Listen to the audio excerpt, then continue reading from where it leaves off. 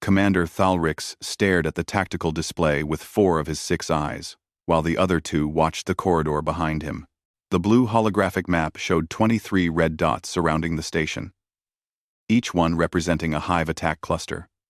3 hours ago, there had been only 15. The insects were getting bolder, and his forces were running out of ammunition. "Sir, Eastern Sector 3 has fallen," his communications officer reported, her crystalline body flickering with stress patterns.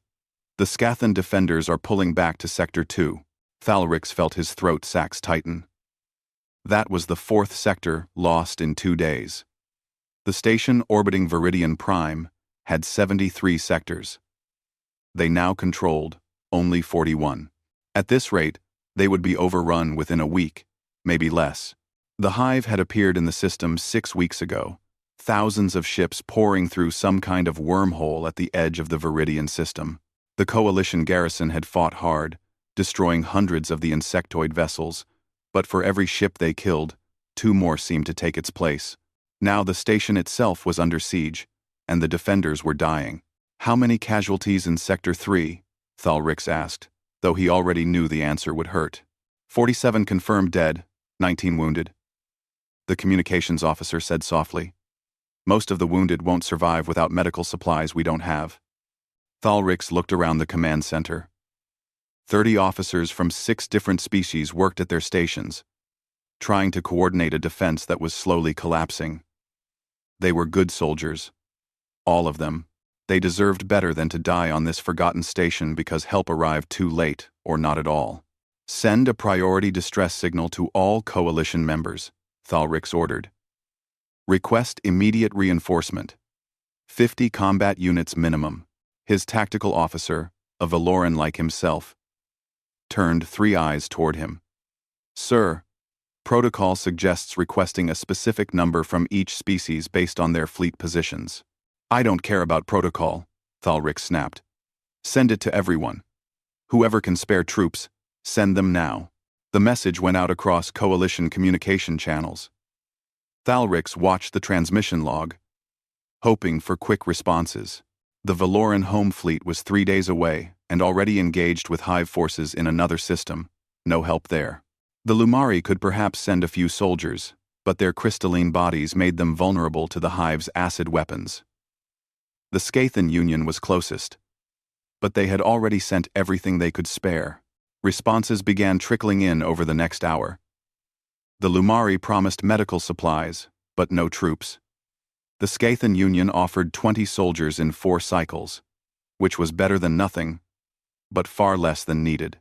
The other species sent regrets and wishes for victory. Empty words that wouldn't stop the hive from breaking through. Thalrix was about to order preparations for evacuating the civilian personnel when a new message appeared on the communications console. His officer read it aloud, confusion clear in her voice. "Sir, we have a response from Earth. They say, reinforcements en route. ETA, 18 hours. Earth?" Thalrix searched his memory. "The humans? They joined the coalition only 3 cycles ago." "Yes, sir. They have a small colony in the neighboring Arcturus sector." Thalrix felt hope flicker and then die. The humans were so new to galactic politics that most species barely knew anything about them. They had 1 small colony and a handful of ships. If they sent reinforcements at all, it would probably be a single transport with maybe 10 or 15 soldiers. Still, he was in no position to refuse any help. "Acknowledge the message," Thalrix said. "Thank them for their assistance. Should we ask how many troops they're sending?" the communications officer asked. "No," Thalrix said, looking back at his tactical display. "I don't want to embarrass them, if it's only a few soldiers. Any help is welcome at this point." The next 18 hours were the longest of Thalrix's life. The hive launched 3 major assaults, each one pushing deeper into the station. His forces held, but barely. They were now down to 31 controlled sectors. Ammunition was critically low. The medical bay was overflowing with wounded soldiers who lay on the floor because all the beds were full. Thalrix stopped sleeping. He couldn't afford to.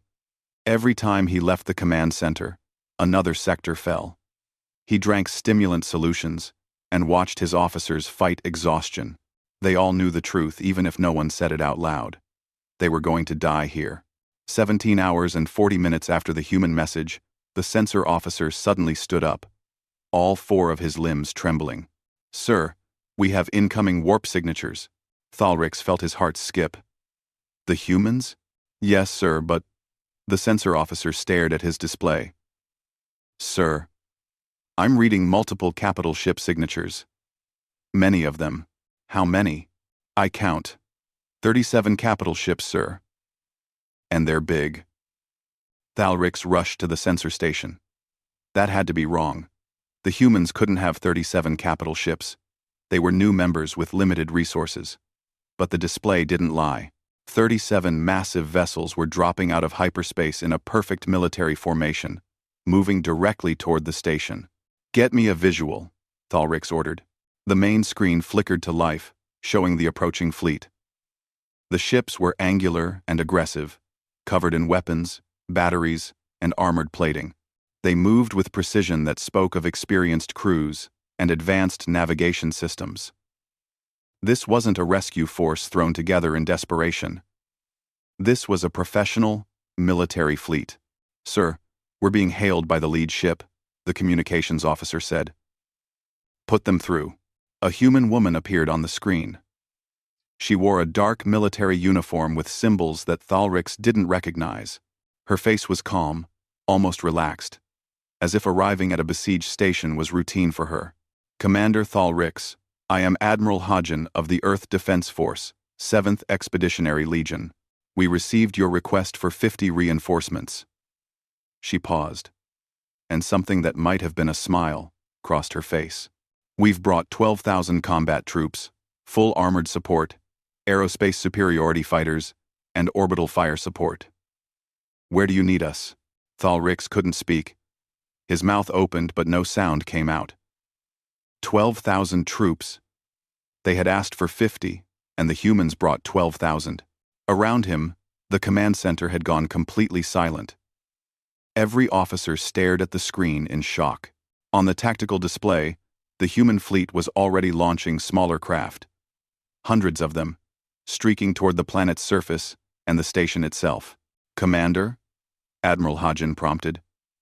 "We're ready to begin deployment. Please transmit target coordinates for our initial strike." Thalrix finally found his voice. "Admiral, we requested 50 soldiers." "I know," Hodgen said simply. "We thought you might need a few more." Admiral Hodgen watched Commander Thalrix struggle to process what she had just told him. The alien commander's 4 eyes blinked in sequence. A sign of confusion among his species, according to the cultural briefing she had read during the journey. She understood his shock. The coalition operated on carefully measured military commitments. Humanity did not. "Admiral," Thalrix finally said, "your generosity is overwhelming, but 12,000 soldiers seems excessive for a single station defense." "We're not here to defend the station, Commander," Hodgen replied. "We're here to eliminate the hive presence in this entire system." "Now, those target coordinates?" Thalrix transmitted the data, his movements mechanical, as if he was still processing reality. Hodgen forwarded the coordinates to her tactical officers and watched as the fleet moved into assault positions. The 7th Legion had trained for 6 months specifically for hive combat. Earth Command had studied every available report on the insectoid species, analyzing their tactics, their biology, their weaknesses. The humans were ready. "All units, commence operation," Hodgen ordered. The response was immediate.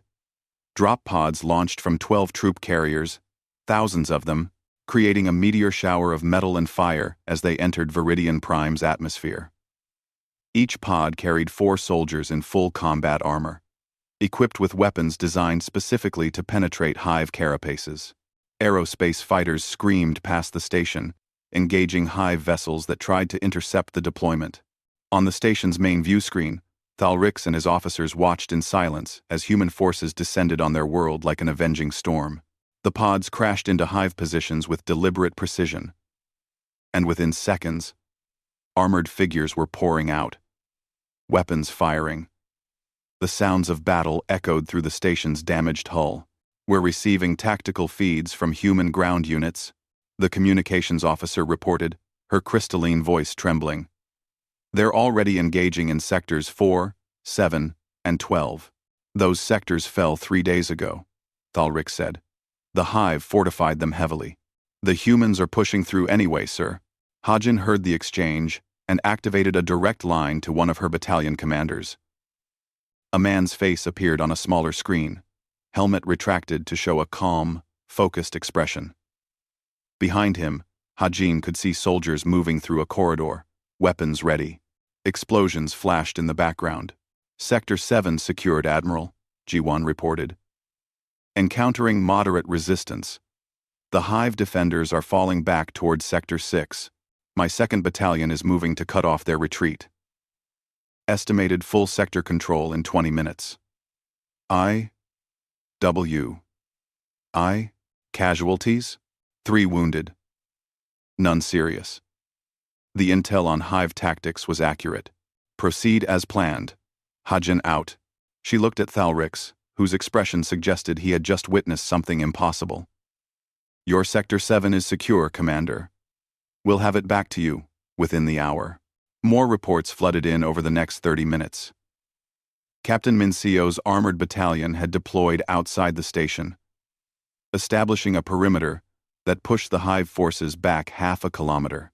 Lieutenant Hajin's intelligence unit had hacked into the hive communication network and was feeding real-time enemy position data to all human units. Sergeant Daehyun's platoon had cleared an entire wing of the station that the Coalition had written off as lost.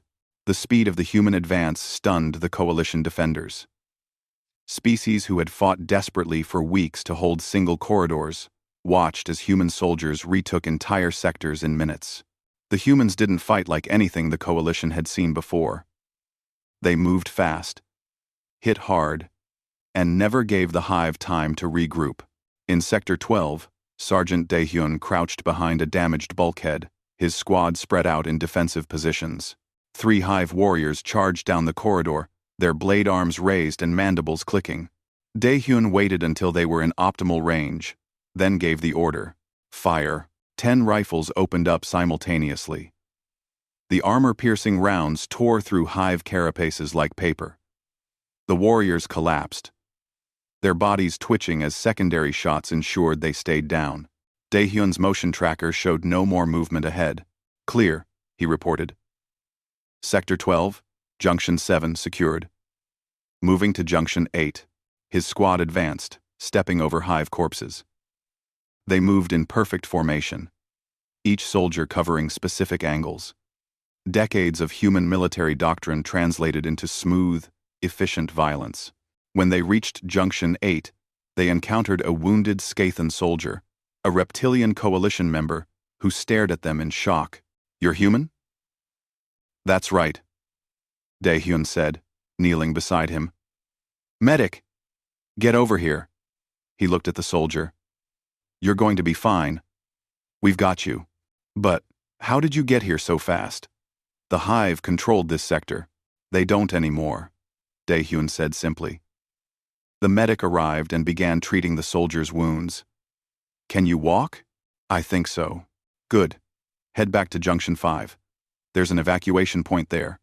We'll finish clearing this sector." Similar scenes played out across the station. Human forces didn't just fight the hive. They rescued trapped Coalition soldiers, established medical stations, and set up supply depots. The 7th Legion had brought everything needed, not just to win a battle, but to conduct a full-scale liberation campaign. Captain Minceo stood in the command cupola of her hover tank, watching her battalion maneuver across Viridian Prime's rocky surface. 52 armored vehicles moved in coordinated patterns, supported by mechanized infantry and combat drones. Ahead, a hive ground base squatted like a tumor on the landscape. "All units, target the base," Minceo ordered. "Fire on my command." Her tank's main gun aligned with the target, as did every other weapon in the battalion.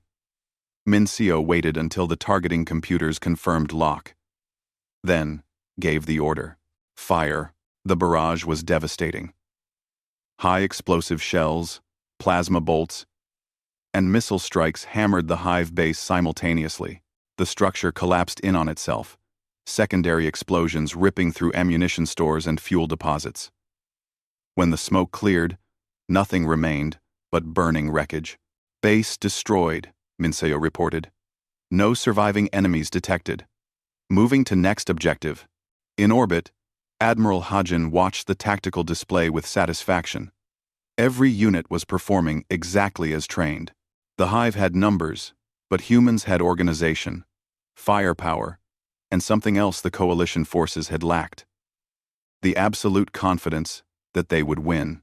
Admiral, Commander Thalrix, is requesting to speak with you, her communications officer said.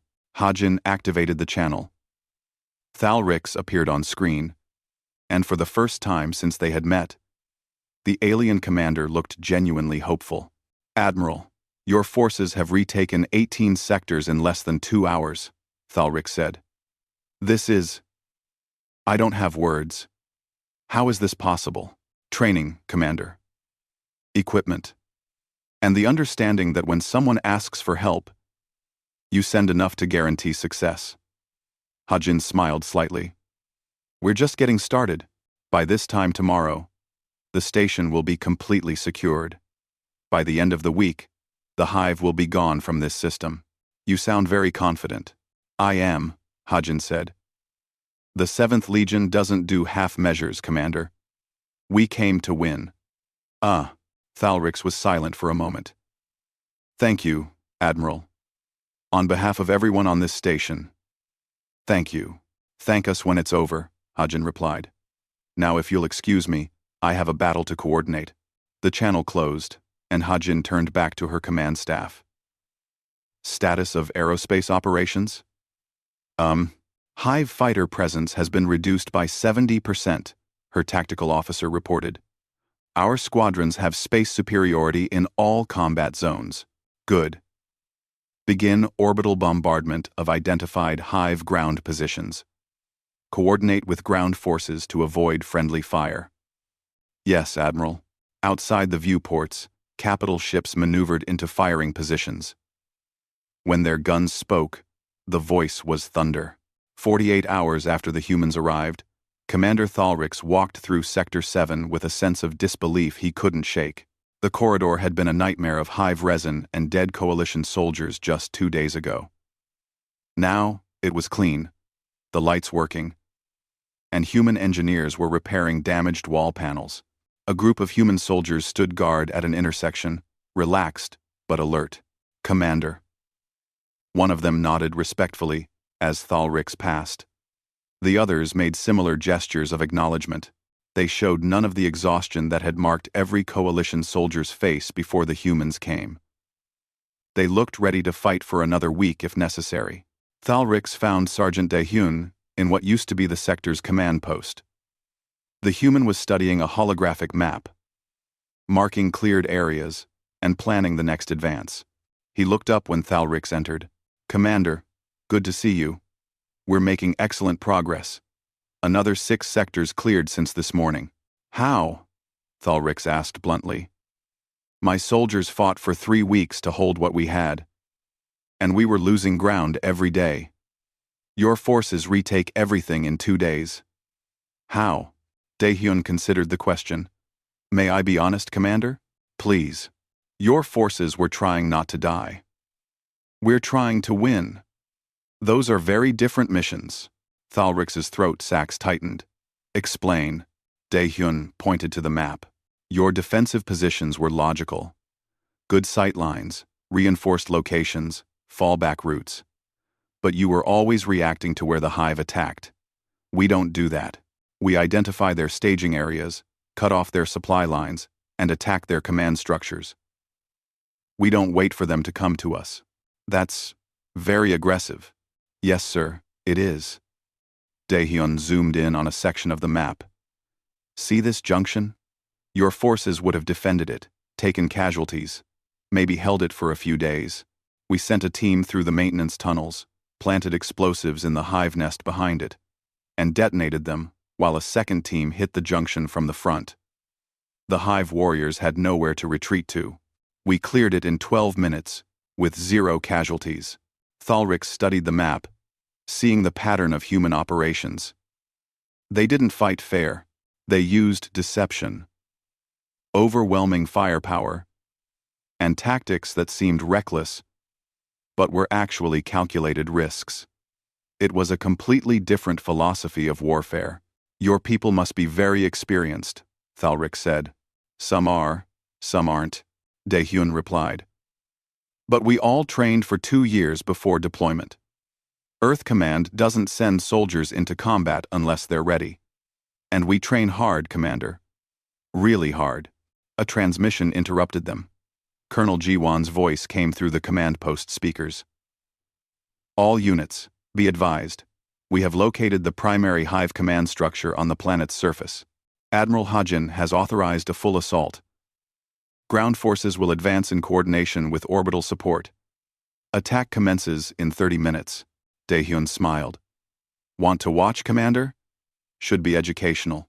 They moved to the observation deck, where a large view screen showed the planet's surface. Thalrix was joined by several other coalition officers who had heard about the planned assault. They watched as human forces deployed in massive numbers. Thousands of soldiers, hundreds of vehicles, all converging on a single location. That structure is enormous, one of the Lumari officers said, her crystal body reflecting worry patterns. It would take weeks to assault properly. How do the humans plan to? Claiming Leng. The orbital bombardment began before she could finish. Beams of concentrated energy lanced down from the human capital ships, striking the hive structure with pinpoint accuracy. Explosions bloomed across the target. Then the artillery opened up, thousands of shells arcing through the atmosphere. The bombardment lasted 5 minutes, and when it ended, the hive structure was shattered. But the humans weren't done. Drop ships descended, deploying tanks and soldiers directly into the ruins. They didn't wait for the smoke to clear, or for reconnaissance to confirm enemy casualties. They went in immediately, hunting down survivors, securing every tunnel and chamber. They're not taking prisoners, Thalrix observed. The hive doesn't surrender, Daehyun said quietly. And they don't give mercy to those they capture. This is an extermination operation, Commander. We're removing a threat, not negotiating with it. The ground assault took 3 hours. When it was over, the primary hive command structure was gone, replaced by a smoking crater. Human casualties were reported as minimal. 11 wounded, none killed. The hive defenders had numbered in the thousands. Later that day, Thalrix attended a meeting in what had been the station's diplomatic suite. Admiral Hajin had called together all coalition senior officers to discuss the ongoing operation. Representatives from 6 species sat around a table, and all of them looked somewhat overwhelmed by the human presence. A Skathan officer named Esesreth spoke first. Admiral Hajin, your forces have achieved remarkable success, and we are grateful. But I must ask, why send such overwhelming force? We requested 50 soldiers. You brought 12,000. It seems excessive. Hajin took a moment before responding. Commander Esesreth, in human history, we fought many wars. Some lasted years, decades, even generations. We learned hard lessons from those conflicts. One of the most important lessons was this: sending just enough reinforcements to barely survive means more people die in the long run. She stood and activated a holographic display showing human military operations. When Earth was divided into competing nations, we would send limited forces to conflicts. Enough to fight, but not enough to win decisively. Those conflicts dragged on. Casualties mounted. Resources were wasted. Eventually, we learned to commit overwhelming force from the beginning. End the threat quickly, completely, so our soldiers can come home and peace can be established. But at what cost? Another coalition officer asked. Surely deploying 12,000 troops and 37 ships is incredibly expensive. Less expensive than sending 50 troops now, 50 more next week, 100 the week after, and still losing in the end, Hajin replied. When someone asks for help, we send enough to ensure they never need to ask again. That's how alliances should work. The room was quiet. Thalrix looked at the other coalition officers and saw his own thoughts reflected in their faces. Their species approached war carefully, conservatively, always calculating acceptable losses and proportional responses. The humans had shown them a different way, and it was difficult to argue with the results. Admiral, Thalrix said slowly, your military operates on a scale most coalition species cannot match. We have thousands of soldiers. You seem to have millions. Billions, actually, Hajin corrected gently. Earth's population is substantial, and we maintain military forces proportional to our size. But it's not just about numbers, Commander. It's about commitment. When we say we'll help, we mean it completely. No half measures. It's almost frightening, the Lumari officer admitted. Such military power in the hands of one species. That's why we joined the coalition, Hajin said. We don't want to be conquerors. We want to be allies. But we will be effective allies. The kind you can count on when things get desperate. Like now. Captain Mincio entered the meeting room and saluted. Admiral, aerial reconnaissance confirms no remaining hive presence on the planet's surface. All ground targets have been eliminated. End quote. Admiral, what about orbital space? Hive ships have either been destroyed or have fled the system. We have complete space superiority. Hajin nodded. Excellent. Begin Phase 2. Deploy construction teams to rebuild damaged infrastructure. Medical teams should coordinate with coalition doctors to treat all wounded. And I want cultural liaison officers working with local populations to ensure smooth integration of our forces. Yes, Admiral. Mincio left to execute the orders. Thalrix watched the exchange with growing understanding. The humans hadn't just come to fight. They had come to fix everything. Their ships carried construction equipment, medical supplies, food, and personnel trained in dozens of support roles. This was total warfare, yes, but also total commitment to restoring what the war had broken.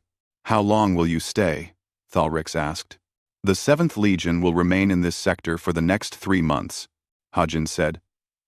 We'll help rebuild defenses, train coalition forces in our tactics, and ensure the hive doesn't return.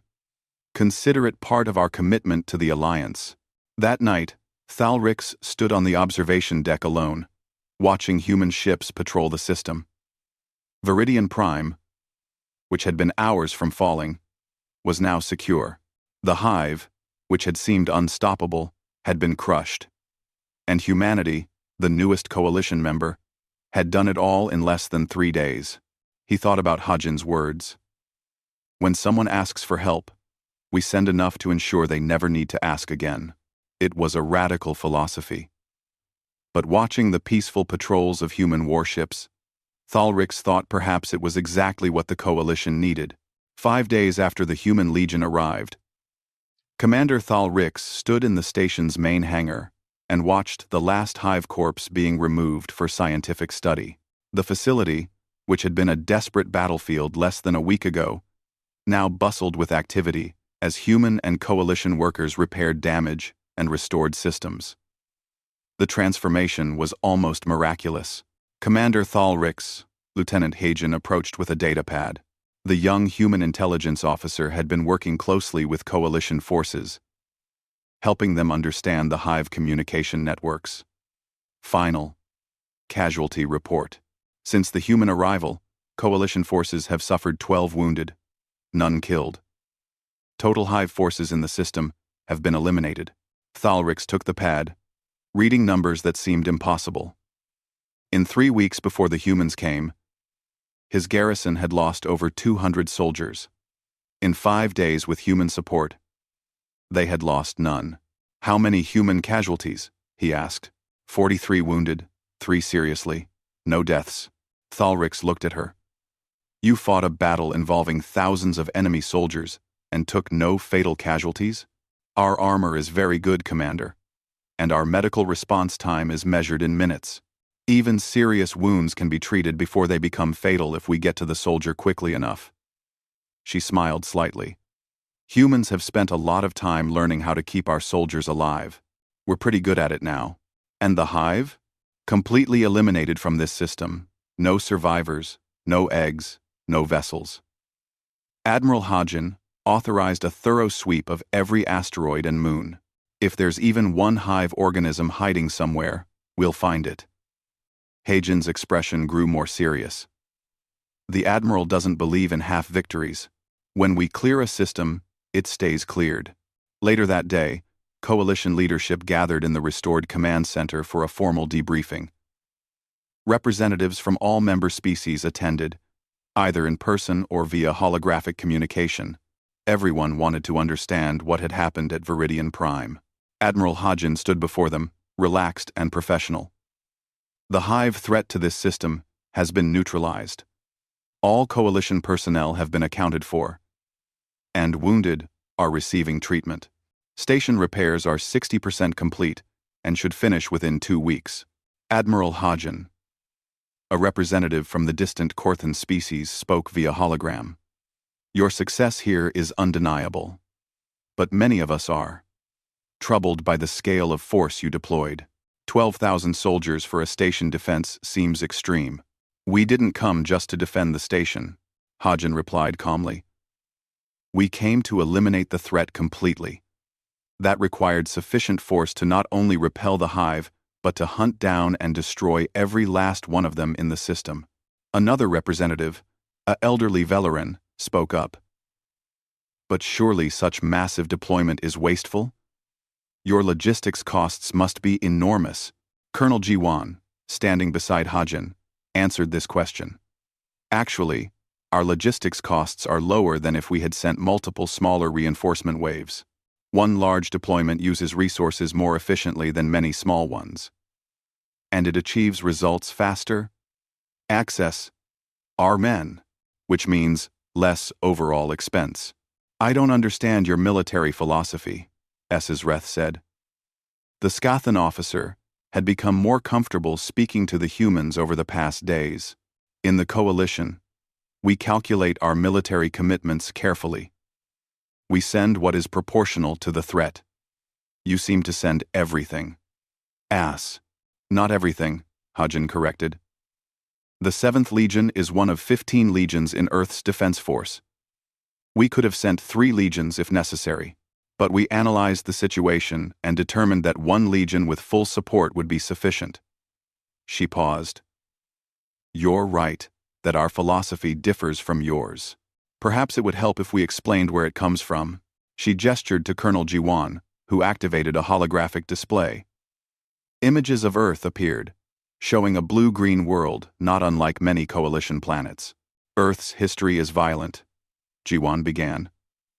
For thousands of years, our species fought itself. Nation against nation, ideology against ideology. We developed weapons capable of destroying our entire world. Billions of humans died in various wars. It was brutal, wasteful, and tragic. The images changed, showing scenes of devastation that made even the battle-hardened Coalition officers uncomfortable. But we learned from those tragedies, Jiwan continued. We learned that limited wars drag on forever. We learned that half measures prolong suffering. We learned that if you must fight, you should fight to win decisively, and then stop fighting. He looked at the gathered officers. Humans don't love war. We hate it. That's why we approach it the way we do. We want it over quickly. Lieutenant Hagen stepped forward. Think of it mathematically. Commander Thalrix, before we arrived, how many soldiers were you losing per day? About 15, Thalrix admitted. And how long could you have held out? Maybe a week. Perhaps 2 if we were lucky. So you would have lost another 105 to 210 soldiers, and probably still lost the station. Hagen pulled up calculations on the display. We deployed 12,000 troops and lost none. We ended the threat in 5 days, instead of letting it continue for weeks or months. The total suffering was minimized, not increased, by our overwhelming response. The coalition representatives absorbed this logic. It made sense, but it required thinking about warfare in a completely different way than most of them were used to. But what if you had only sent 50 soldiers as requested? The Korthan representative asked. Would that not have been enough to tip the balance? Hajin shook her head. No. 50 soldiers might have bought Commander Thalrix another few days, but the Hive would have adapted. They would have brought more forces. The battle would have continued. Casualties would have mounted on both sides, and eventually you would have been forced to send more reinforcements anyway. You would have spent more resources over time and lost more lives than our single, decisive deployment cost. This is why Earth's history was so violent, Jiwan added. Because we kept making that mistake. We kept sending just enough to continue fighting, but not enough to win. It took us millennia to learn better. Thalrix found himself speaking without planning to. The humans are saying that their version of kindness is to hit so hard that the enemy cannot hit back. To win so decisively that the war ends immediately. Exactly, Hajin said. We don't see overwhelming force as cruelty. We see it as mercy. The faster a war ends, the fewer people die on both sides. The Hive would disagree, Sreth pointed out.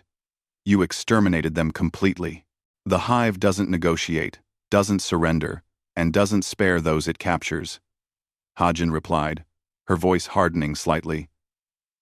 But for enemies who can surrender, we accept surrender. We just make sure they know. Continued fighting is pointless. The Lumari representative spoke, her crystalline voice thoughtful. What you're describing is not just military doctrine. It's a philosophy about how to end violence. Yes, Hajin agreed. Humans have spent our entire history learning how to fight. But we've also spent that time learning when to stop fighting and how to build peace afterward. The two skills are connected. Show them Phase 2, Colonel Jiwan suggested. Hajin nodded and changed the display. New images appeared, showing human construction teams working on the station, medical personnel treating coalition wounded, and engineers training local workers on new systems. The 7th Legion didn't just bring soldiers, Hajin explained. We brought doctors, engineers, teachers, and builders. Our mission isn't just to win the battle. It's to ensure the peace that follows is stable and lasting. We're repairing your station better than it was before. We're providing medical technology to treat injuries your doctors couldn't help. We're sharing defensive systems so you can better protect yourselves in the future. Why? The Korthan representative asked. Why give so much? Because that's what allies do, Hajin said simply. And because we want the coalition to be strong. Strong allies make everyone safer. When we invest in your security, we invest in our own. Jest quarter. Let's as a vendor. My knots Tio. We went quarter tap T. Thalrix stood and addressed the gathered representatives. I fought alongside humans for 5 days. I watched them fight. Saw their methods, learned from their example. They are fierce warriors, yes. But they are also honorable ones. They saved my garrison when no one else could. They asked for nothing in return. I trust them. The meeting continued for another hour, but the tone had shifted. The coalition representatives were beginning to understand what humanity brought to the alliance. Not just military power. Though, that was impressive. But a different way of thinking about mutual defense and cooperation. As the meeting ended and representatives departed, Hajin found Thalrix alone on the observation deck. You changed everything, Admiral, he said quietly. We thought we understood warfare. You showed us, we didn't. War is universal, Hajin replied. But every species approaches it differently. We're just sharing what we've learned. And what happens next time someone needs help? Thalrix asked. Hajin smiled. Then they'll learn what you did. When humanity says we'll help, we mean it. Completely. 3 months had passed since the Battle of Viridian Prime, and Fleet Commander Thalrix still found himself surprised by how much had changed. He stood in the command center of the newly constructed Coalition Defense Hub, watching displays that showed integrated human and coalition forces conducting joint training exercises. The transformation had been remarkable. Fleet Commander, the 3rd Combined Legion, reports ready for deployment drill, his operations officer announced. Unlike before, this officer was human, a young woman named Unji, who had transferred from Admiral Hajin's staff to help integrate the new command systems. Excellent. Begin the exercise. On the tactical display, ships from 6 different species moved in perfect coordination. Human vessels provided heavy firepower and carrier support. Valoran ships contributed their advanced sensor arrays. Lumari vessels added their powerful energy shields. Skathan attack craft provided fast strike capabilities. It was a truly integrated force, something that would have been impossible just months ago. Sergeant Daehyun walked through the rebuilt station with a mixed platoon of human, Valoran, and Skathan soldiers. They were conducting a routine security patrol. But the real purpose was training. The non-human soldiers were learning human small unit tactics, while Daehyun's troops learned to work with species who had different physical capabilities and combat styles. Sergeant, a Valoran soldier named Trixal asked, "Why do humans always advance toward enemy fire, instead of taking cover first?" Daehyun smiled. He had been asked this question many times over the past months. Because taking cover first means letting the enemy control the engagement. If we advance aggressively, we control it. We choose where to fight and how. He paused at an intersection, checking corners automatically. But that only works if you have good armor, fast medical response, and soldiers who trust each other completely. That's why we train so hard. The human way requires much courage, Trixel observed. It requires trust, Daehyun corrected. I advance because I know my squad has my back. You advance because you know I have yours. That trust is built through training, through fighting together, through shared experience. The patrol continued, and Daehyun noted with satisfaction how naturally the different species worked together now. It hadn't been easy at first. Combat doctrines that made sense to humans seemed reckless to coalition species. Tactics that coalition forces considered normal seemed too passive to human soldiers.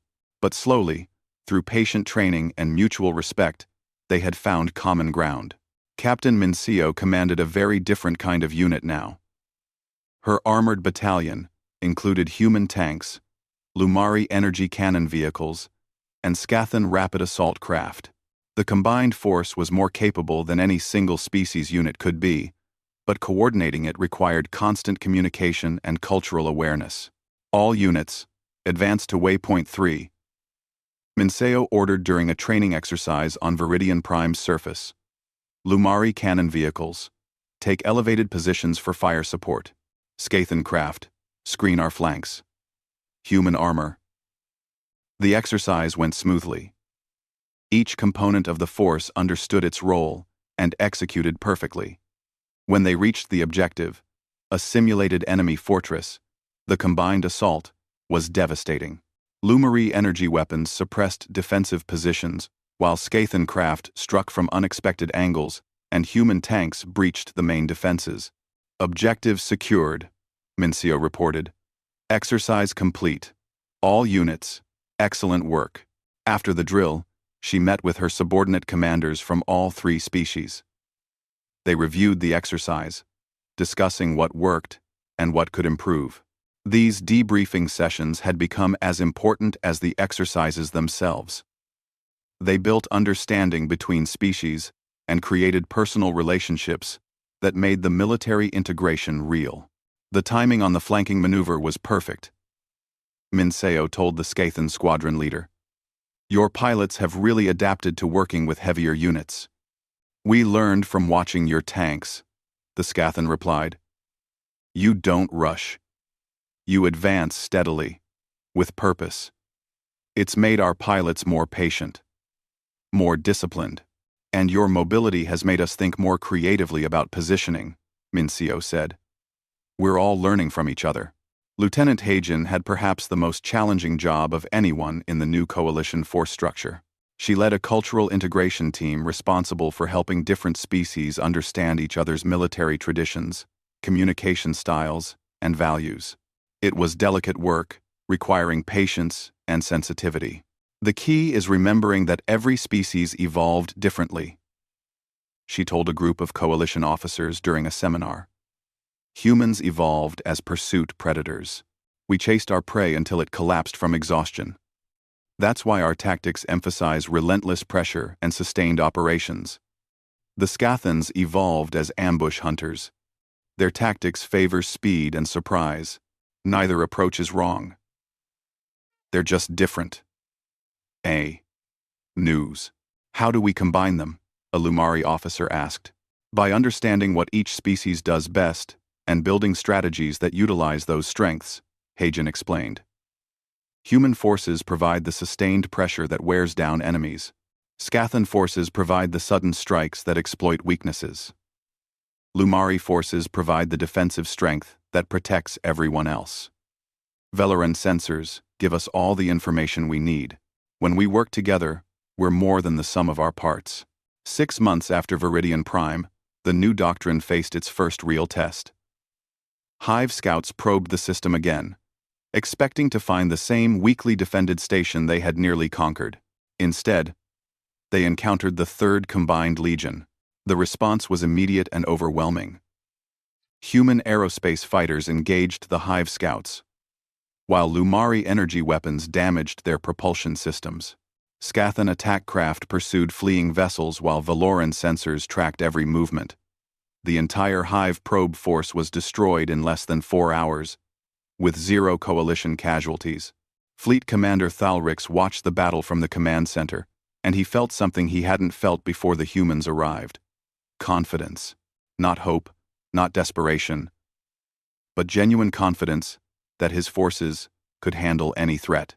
The Hive sent 20 vessels, Yunji reported. All destroyed. No survivors detected. Send a message to all coalition members, Thalrix ordered. Inform them that Viridian Prime remains secure and that the new combined defense doctrine has proven effective in combat. The message spread quickly through coalition space.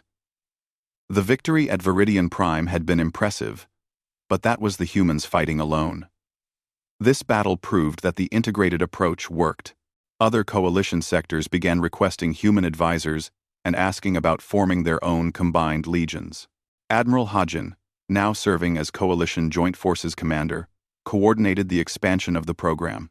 The 7th Legion remained at Viridian Prime, but other human legions deployed to different sectors, bringing their training programs and integration protocols with them.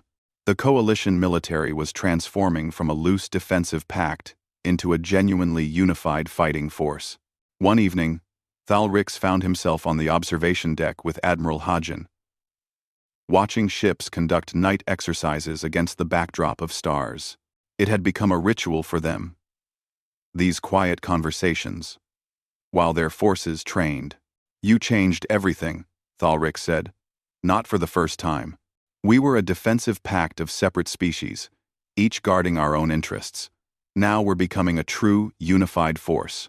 You just needed someone to show you it was possible, Hagen replied. The willingness was always there. We just provided the catalyst. And if someone attacks any coalition member now, Hagen's expression hardened slightly. Then, they'll learn what the Hive learned at Viridian Prime. When you challenge one of us, you challenge all of us. And we don't send 50 soldiers to a battle that needs a legion. The galaxy is noticing, Thalrix said. Other species watch what we're building here. Some with admiration, some with concern. Let them watch, Hagen said. We're not building this force to conquer anyone. We're building it to make sure no one needs to send desperate distress calls like yours ever again. When a coalition member is threatened, the response will be immediate, overwhelming, and effective. You've taught us well, and you've taught us, Hagen countered. Human tactics work, but they're not perfect. Valoran sensor technology has improved our awareness. Lumari shields have reduced our casualties. Scathan mobility has made our forces more flexible. This isn't just humans changing the coalition. It's all of us becoming something new together. Applies.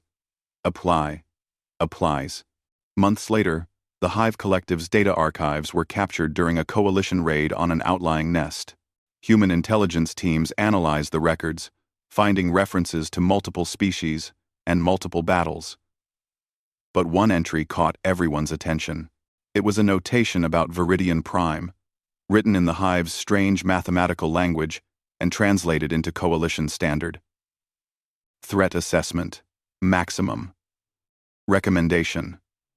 Avoid all engagement. This species does not calculate military response proportionally. Request for minimal reinforcement resulted in deployment of 12,000 combat units plus full support infrastructure. Species appears to define proportional response as overwhelming victory. Do not engage, do not provoke, do not test. The report concluded with a note that would have been chilling if it weren't so satisfying. If this species requests anything less than total surrender, grant it immediately.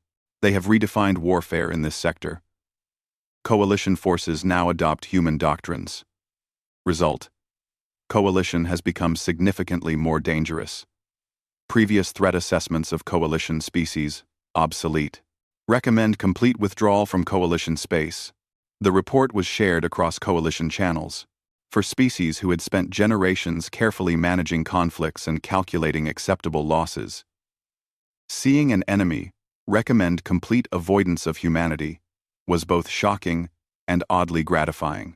On Viridian Prime, now the headquarters of Coalition Joint Forces, training continued.